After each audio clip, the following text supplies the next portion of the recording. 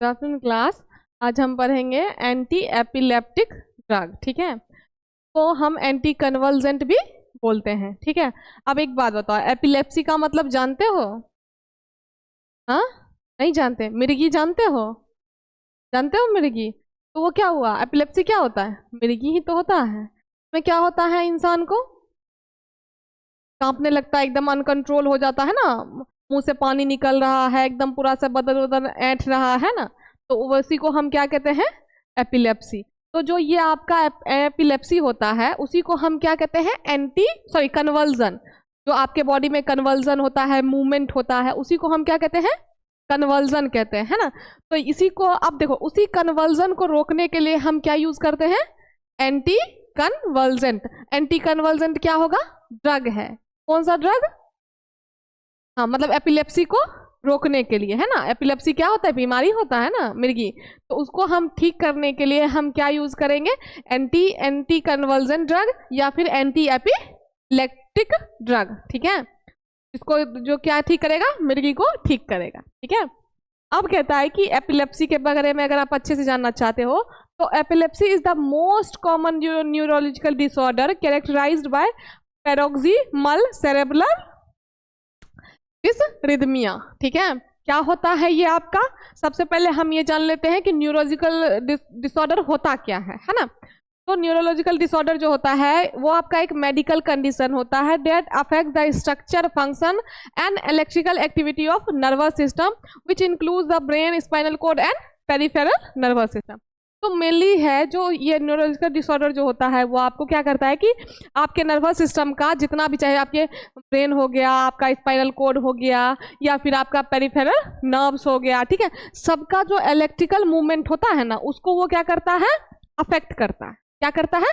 Affect करता है, मतलब खराब करता है। ठीक है, तो ये होता है कि जो आपको पूछेगा कोई एपिलेप्सी क्या होता है, तो आपको क्या बोलोगे कि एपिलेप्सी जो है मोस्ट कॉमन न्यूरोलॉजिकल डिसऑर्डर होता है जिसमें बॉडी का जो इलेक्ट्रिकल मूवमेंट होता है वो अफेक्ट हो जाता है। ठीक है, और जिसको हम क्या कहते हैं? पैरोक्सिमल सेरेब्रल क्या डिसरिथमिया। ठीक है, क्या? डिसरिथमिया। अब देखो, पैरोक्सिमल सेरेब्रल डिसरिथमिया होता क्या है? Abnormal electrical rhythms in the brain. Rhythm क्या होता है ना, एक लय होता है ना, होता है जैसे आपका हार्ट रिदम होता है, हार्ट बीट करता है, तो सब क्या रिदम हुआ है ना। तो रिदम जो होता है, तो जो आपका जो किसका होता है? ब्रेन का जो रिदम होता है वो बिगड़ जाता है किसमें? पैरोक्सिमल सेरेब्रल डिसरिथमिया में। ठीक है, ब्रेन का जो क्या होता है? रिदम, वो खराब हो जाता है ना। तो इसी के वजह से आपको क्या होता है? एपिलेप्सी होता है, आपको मिर्गी आता है। आप कोई पूछेगा कि मिर्गी क्यों आता है, क्या बोलोगे? कि मिर्गी इसलिए होता है क्योंकि नर्वस सिस्टम जो होता है वो अफेक्ट हो जाता है, जिसके वजह से मतलब कि आपका पैरोक्सिमल सेरेब्रल डिसरिथमिया हो जाता है। मतलब ब्रेन का जो ब्रेन में जो इलेक्ट्रिकल सिग्नल जनरेट होते हैं वो अफेक्ट हो जाते हैं। ठीक है, तो उसी के वजह से क्या होता है? एपिलेप्सी होता है। कहता है कि it is characterized by recurrent seizure, disturbance of consciousness with और विदाउट कैरेक्टरिस्टिक्स बॉडी मूवमेंट, जिसको हम क्या कहते हैं? कन्वर्जन। बॉडी मूवमेंट जैसे कि मतलब कि जो मान लो कोई बॉडी में थरथरा रहा तो उसको हम क्या कहेंगे? कन्वर्जन। ठीक है, कहते हैं कि सेंसरी और psychiatric phenomena unprovoked by any identifiable cause. ठीक है, तो ये आपका एपिलेप्सी होता है, वो क्या होता है? एक डिस्टर्बेंस होता है ना, इसका कॉन्शियसनेस का। अब मान लो कि कोई इंसान थरथरा रहा होगा तो उसको सेम कॉन्शियसनेस रहेगा? वो सोचेगा? नहीं सोचेगा। ठीक है, उसके बाद क्या होगा? विद और विदाउट कैरेक्टरिस्टिक्स बॉडी मूवमेंट, मतलब कि आपके बॉडी में क्या होगा? बहुत ज्यादा मूवमेंट्स होगा, कन्वर्जन होगा। ठीक है, फिर कहता है कि सेंसरी और साइकेट्रिक फेनोमेना अनप्रोवोकन, और देखो ना तो उसको कोई प्रोवोक कर रहा है ना, प्रोवोक नहीं कर रहा है कि उसको आप कन्वर्जन करो, है ना, बस उसके साथ अपने आप हो रहा है वो, है ना, अपने आप वो घटना उसके साथ घट रहा है जिसमें उसका कंट्रोल नहीं है। ठीक है, इसके लिए ना किसी ने उसको उकसाया, ना ही किसी ने उसको बोला इसे करने के लिए, बल्कि उसका बॉडी खुद ये चीज कर रहा है। अनकंट्रोल मूवमेंट हो रहा है, इलेक्ट्रिकल जो मूवमेंट होते हैं वो जनरेट हो रहे होते हैं। ठीक है, अब कहता है कि anti convergent are drug use to treat conversion और सीजर कॉज इन एपिलेप्सी। जो आपके एंटी कन्वर्जेंट होते हैं वो ड्रग होते हैं, है ना। जैसे बुखार के लिए पैरासिटामोल, एंटीबायोटिक लेते हैं ना बुखार के लिए, है ना, वैसे ही इसके लिए एंटी कन्वर्जन को रोकने के लिए एंटी कन्वर्जन, ठीक है। तो इसी क्या ठीक करेगा, ये सीजर हो गया या फिर कन्वर्जन हो गया, जो कि किसके थ्रू वजह से होता है, एपिलेप्सी के वजह से, ठीक है। तो ये था क्या आपका एंटी कन्वर्जन का और एपिलेप्सी का इंट्रोडक्शन, ठीक है। अब देखो इसका मैकेनिज्म ऑफ एक्शन है, हर एक दवाई का मैकेनिज्म होता है कि वो कैसे काम करता है ना। तो इसका भी है मैकेनिज्म, कहते हैं कि mechanism of action of anticonvulsants, ठीक है, एंटी कन्वर्जेंट का मैकेनिज्म ऑफ एक्शन, ठीक। कहता है anticonvulsant therapy is mediated through different aspects of inhibition of neurotransmission in the brain. ये क्या करता है कि जो न्यूरोट्रांसमिशन होता है ब्रेन में उसको ये क्या कर देता है, रोक देता है, बंद कर देता है, ठीक है। न्यूरोट्रांसमिशन का मतलब जानते हो ना, जो ब्रेन को सिग्नल पहुंचाता है ना, तो उसको ये क्या करेगा, रोक देगा, ठीक है। कैसे, तो सबसे पहले ये क्या करेगा, इनहिबिशन ऑफ सोडियम चैनल, ठीक है। सबसे पहले ये सोडियम चैनल को ब्लॉक करेगा, उसके लिए हम क्या यूज करेंगे, फेनिटोइन, ठीक है। अगर आपको सोडियम चैनल को इनहिबिट करना है तो आप क्या यूज करोगे, फेनिटोइन, जो कि आपका क्या होता है, ड्रग होता है, क्या होता है, ड्रग। अभी इसके बारे में हम आगे चल के पढ़ेंगे, लेकिन अभी बस क्या है, इसका नाम है, ठीक है। आप कहते हैं कि inhibition of gamma amino butyl, जिसको आप कहते हो गाबाए, ठीक है। तो इसको कौन इनहिबिट करेगा, रोकेगा, विगाबैट्रिन, क्या, विगाबैट्रिन, ठीक है। तो ये रोकेगा इसको। फिर कहता है inhibition of T type calcium currents, ठीक है। टी टाइप कैल्शियम करेंट्स को कौन ब्लॉक करेगा, इनहिबिट करेगा, इथोसक्सीमाइड और वेलप्रोएट, ठीक है, ये दोनों मिलकर रोकेगा। अब गाबा एगोनिस्ट एक्टिविटी को कौन करेगा, रोकेगा, तो बेंजोडाइजिपिन, ठीक है। तो ये हो गया उसका मैकेनिज्म एक्शन, ठीक है, कि इस तरीके से रिएक्ट करेगा। अगर आपको सोडियम चैनल को ब्लॉक करना है तो फेनेटोइन, अगर आपको गाबा रिसेप्टर को इनहिबिट करना है तो विगाबैट्रिन, अगर आपको टी टाइप कैल्शियम करंट को इनहिबिट करना हो तो इथोसक्सीमाइड और वेलप्रोएट, और हो गया आपका गाबा एगोनिस्ट एक्टिविटी को अगर आपको इनहिबिट करना है तो आपको बेंजोडाइजिपिन यूज करना है। चलो ये तो हो गया कि सीजर क्या है, सीजर का मैकेनिज्म ऑफ एक्शन क्या है। अब है कि कितने टाइप्स के एपिलेप्सी होते हैं, क्या टाइप्स ऑफ एपिलेप्सी। तो सबसे पहले इसका मेन टाइप जो है, एक जनरलाइज सीजर होता है और एक आपका पार्शियल सीजर होता है, ठीक है। तो जनरलाइज सीजर के अंदर 5 आते हैं, कौन कौन से, टोनिक और clonic scissor, absent scissor, atonic seizure, myoclonic seizure और इन्फेंटाइल स्पाज्म, ठीक है। ये हो गया किसका, टाइप ए का जनरलाइज सीजर में। अब है पार्शियल सीजर। पार्शियल सीजर में कौन कौन से होंगे आपके, सिंपल पार्शियल सीजर, ठीक है, कॉम्प्लेक्स पार्शियल सीजर, ठीक है। सिंपल और कॉम्प्लेक्स पार्शियल सीजर 3 टाइप के, ठीक है। या तो सिंपल पार्शियल सीजर होगा या तो कॉम्प्लेक्स पार्शियल, या तो फिर दोनों कंबाइन में, ठीक है। ये हो गया। अब चलते हैं इसके टाइप्स को देखते हैं अच्छे से। देखो ये हुआ एपिलेप्सी। एपिलेप्सी में आपका जनरलाइज सीजर हुआ। जनरलाइज में पहला कौन सा था, tonic, clonic scissor, absent scissor, atonic seizure, myoclonic seizure और इन्फेंटाइल सीजर, ठीक है। अब दूसरा हम देखते हैं दूसरी तरफ पार्शियल सीजर। तो पार्शियल सीजर में आपका कौन सा आया, सिंपल सीजर, कॉम्प्लेक्स सीजर और सेकेंडरी जनरलाइज सीजर, वही पार्शियल और कॉम्प्लेक्स को मिला के, ठीक है। तो ये था। अब हम चलते हैं कि ये सारे सीजर होते क्या हैं, ठीक। तो सबसे पहले हमारा जनरलाइज सीजर में क्या था, टोनिक और क्लोनिक सीजर, है ना। तो टोनिक और क्लोनिक सीजर जो होगा वो आपका होता है प्रीवियसली नोन एज ग्रैंड माल सीजर। इसको हम क्या किस नाम से जानते हैं, ग्रैंड माल सीजर के नाम से भी जानते हैं, ठीक है। इसमें क्या होता है कि it is a type of generalize seizure caused by abnormal electrical activity involving both sides of the brain.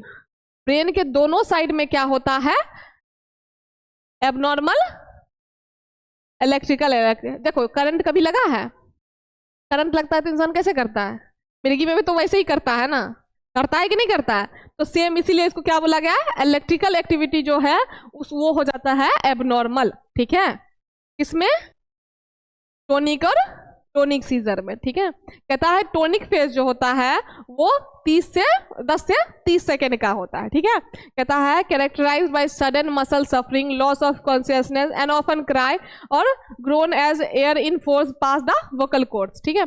Vocal cords में हवा भर जाएंगे, है ना, या फिर मतलब मान लो कि मसल्स बहुत ज्यादा आपका कॉन्ट्रैक्ट और सफर कर रहे हो, यहाँ तक कि आप उस सीजर में रो तक सकते हो, ठीक है। तो इसको हम कौन सा कहते हैं, टोनिक फेज, ठीक है। ये जो टोनिक क्लोनिक बना है यहीं से बना है। टोनिक फेज कितने देर का होता है आपका, हाँ, तो जो ये आपका सफरिंग होगा, मसल से में दर्द होगा या फिर आप रोने लगोगे, कॉन्शियसनेस आपका चला जाएगा, वो कितने देर के लिए होगा, 10 से 30 सेकेंड के लिए, ठीक है। अब आते हैं हम क्लोनिक फेज में। तो क्लोनिक फेज कितना होगा, 30 से 60, मतलब आधा मिनट से 1 मिनट तक, ठीक है। तो इसमें क्या होगा कि involves rhythmic, full body jerking और कन्वर्जन, ठीक है। पूरा जो बॉडी आपका है वो क्या होगा, हिलने लगेगा, ठीक है। पूरा बॉडी आपका चाहे वो आपका शोल्डर हो, चाहे वो आपका पैर हो, कंधा हो, कुछ भी हो, सभी कुछ क्या हो जाएगा, जर्क करने लगा पूरा बॉडी आपका, ठीक है। तो ये किस में होता है, क्लोनिक, और कितने देर के लिए होगा, ठीक है। अब है पोस्ट इक्टल फेज, ठीक है, इसी में आता है। पोस्ट इक्टल फेज में क्या होता है, a recovery period following the seizure marked by deep sleep, fatigue and post ictal confusion that can last for minutes to hours, ठीक है। ये जो आपका फेज है वो मिनट से लेके घंटा तक भी हो सकता है, जिसमें आपको क्या होगा, बहुत ज्यादा नींद आएगा, बहुत ज्यादा आपको फैटिग मतलब सुस्ती सब लगेगा, बहुत ज्यादा कंफ्यूजन होगा, ठीक है, किसमें, पोस्ट इक्टल फेज में, ठीक है। तो ये था टोनिक फेज, क्लोनिक फेज, और टोनिक फेज 0 से 30 सेकेंड, क्लोनिक फेज 30 से 60 सेकेंड, और जो आपका पोस्ट इक्टल सीजर है वो, अब है आपका दूसरा है जनरलाइज सीजर में एब्सेंस सीजर, ठीक है। एब्सेंस सीजर को हम किस नाम से जानते हैं, पेटिट मॉल के नाम से भी जानते हैं, ठीक है।